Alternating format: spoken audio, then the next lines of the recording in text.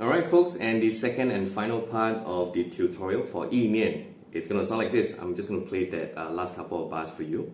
So, 1, 2, 3, go, and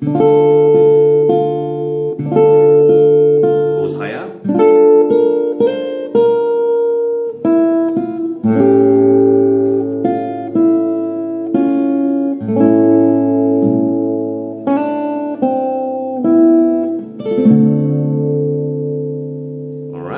So folks, we are over at the second line of the printed notes, and that bar that we are looking at, it's basically the bar with the D minor. So if you compare the D minor on the second line and the D minor on the first line, you'll find it's basically the exact same set of notes and the same set of rhythm.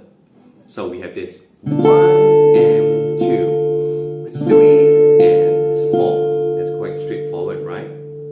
Now, the next bar is where things get a little bit tricky because you really have to do a bar that's high up over at the 10th fret.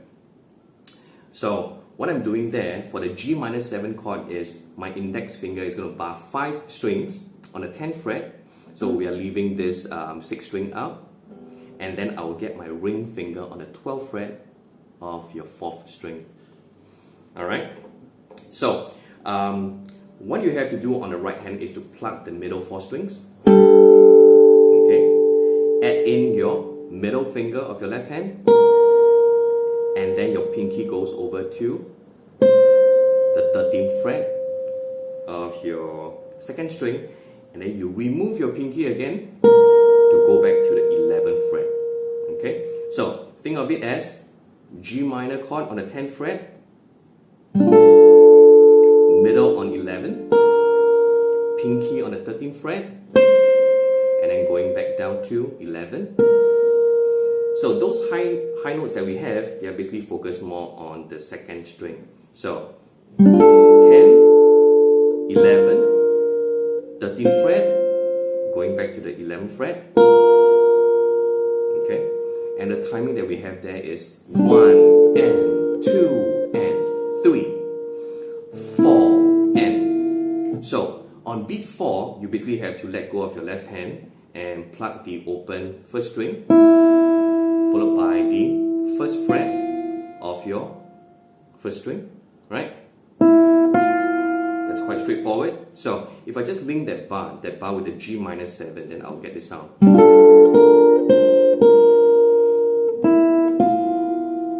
Okay. 4 and. All good so far?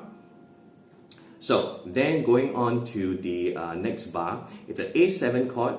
So what we can do right there is I'm playing my regular A chord, that 3-fingered one, and then I'll get my pinky on the 3rd fret of the 1st string. So I kind of have this sound. Okay, and then I'll let go of my pinky and my index finger to get to the 1st fret of your 1st string.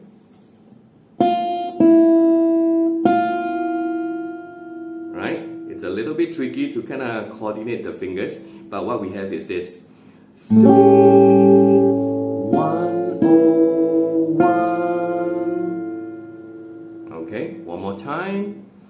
3, 1, 0, 1. So the timing that we have 1, 2, and 3. Okay, and then moving on to the last bar, what we have is you just have to let go of your pinky and your index finger and just pluck strings 5 and 1, 2, 3. Hold that for 2 counts, and then we have a crotchet triplet on beat 3 and 4. So how we play that note is basically ring on the 3rd fret of your 2nd string, index on the 1st fret of your 2nd string, the open 1st string. Okay, and this is how it sounds like for the entire bar. So we have that partial A chord, then okay, nice sound, huh? And last but not least, the ending chord, it's high up again. So my index finger this time round, as opposed to the higher voicing of the G minor 7, where you bar only 5 strings, we are going to bar all 6 strings. And check this out, I'm going to get my ring finger on the 12th fret of the 5th string. So I actually have this sound. See that? And I kind of do a reverse rate. I'm just dragging that. Okay? So check this out, just that last 2 bars, I'll get this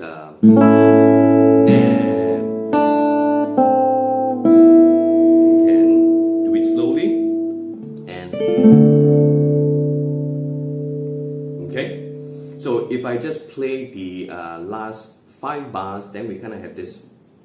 Check this out. 3, 4, and go high up.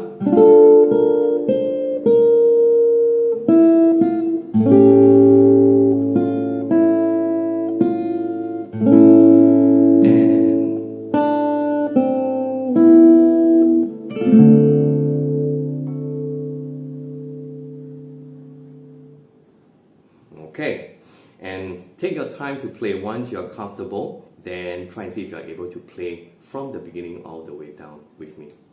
Alright, so just remember there's an anacrusis from the beginning, so we are entering the song off the 3rd count.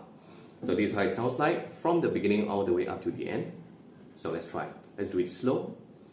1, 2, go.